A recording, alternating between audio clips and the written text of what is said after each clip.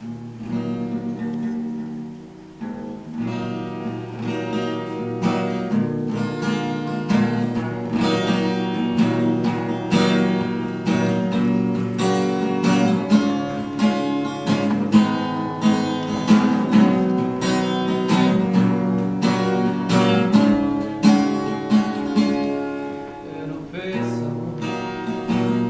bych napísal pieseň,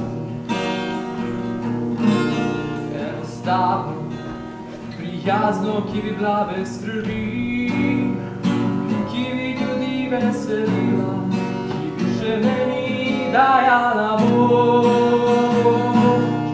Brez šoferja, skozi šipe grozijo, brez slepih, ki pamet učijo, prazniki z naslovnico zgrov, kravat, ki lepo govorijo, a takih pesmi je danes težko. Nekaj pa je še takih ljudi, ki se jih človek razveseli. Nekaj pa je še takih ljudi. Nekaj pa je še takih ljudi, ki se jih človek razveseli. Nekaj pa je še